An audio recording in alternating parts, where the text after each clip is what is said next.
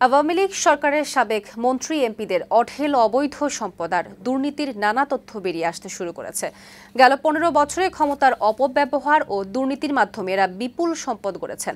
এর মধ্যে ৬৫ সাবেক মন্ত্রী ও এমপির অবৈধ সম্পদের তদন্ত শুরু করেছে দুর্নীতি দমন কমিশন। দুদকে এ সংক্রান্ত অভিযোগের পাহাড় জমেছে। এজাজুল হক মুকুলের প্রতিবেদন। ছাত্র জনতার আন্দোলনে আওয়ামী লীগ সরকারের পতনের পর বেরিয়ে আসতে শুরু করেছে সাবেক মন্ত্রী এমপিদের দুর্নীতি ও অবৈধ সম্পদের তথ্য।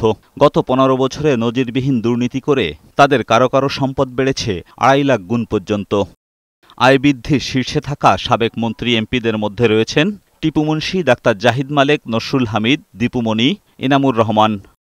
গত ৫ বছরে সম্পদ বৃদ্ধির শীর্ষে আছেন সাবেক মন্ত্রী আনিসুল হক, তাজুল ইসলাম, জুনায়েদ আহমেদ পলক, মহিবুল হাসান চৌধুরী নফেল, খালেদ মাহমুদ চৌধুরী, সাধনচন্দ্র মজুমদার, ইমরান আহমেদ। গত ১৫ বছরে সম্পদ বৃদ্ধির শীর্ষে রয়েছেন সাবেক মন্ত্রী জাকির হোসেন, গোলাম দস্তগীর গাজী, নুরুল মজিদ মাহমুদ হুমায়ুন, কামাল আহমেদ মজুমদার, জাহিদ আহসান রাসেল। সাবেক এমপিদের মধ্যে রাজশাহী ৪ আসনের ইনামুল হকের অস্থাবর সম্পদ বৃদ্ধির হার অকল্পনীয়। গত ১৫ বছরে তার অস্থাবর সম্পদ বেড়েছে ২.৫ লাখ গুণ। এছাড়া ক্ষমতার অপব্যবহার ও অবৈধ সম্পদ অর্জনের অভিযোগে সাবেক মন্ত্রী শাহজাহান খান, মোস্তাফিজুর রহমান ফিজার, সাবেক এমপি অসীম কুমার উকিল, অপু উকিল এবং জান্নাতারা হেনরির বিরুদ্ধে অনুসন্ধানের সিদ্ধান্ত নিয়েছে দুদক।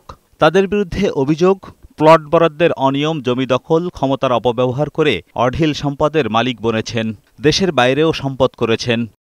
গত নির্বাচনের হলফনামা ও টিআইবির তথ্য ধরে সদ্য সাবেক ২৫ মন্ত্রী ও ৪০ জন সাবেক এমপির স্থাবর ও অস্থাবর সম্পদের অনুসন্ধান চেয়ে দুর্নীতি দমন কমিশনে অভিযোগ দেন সুপ্রিম কোর্টের আইনজীবী সরোয়ার হোসেন।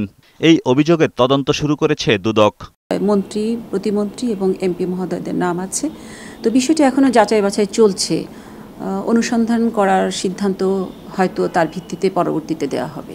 সুপ্রিম কোর্টের আইনজীবী সরোয়ার হোসেন জানান, নির্বাচনী হলফনামা ধরে মন্ত্রী এমপিদের অকল্পনীয় সম্পদ করার তদন্ত দুদক ছাড়াও অন্যান্য সংস্থাও করতে পারে। দুদক হয়ে গেছিল দুর্নীতি দায়মুক্ত কমিশন, দুর্নীতি দমন কমিশন না। এটাকে বলা হয় লন্ড্রি সার্ভিস।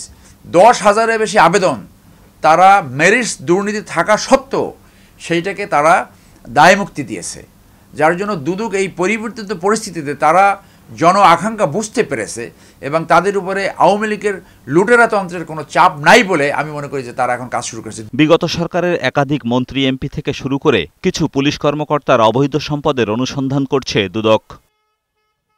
এজাজুল হক মুকুল, বৈশাখী সংবাদ, ঢাকা।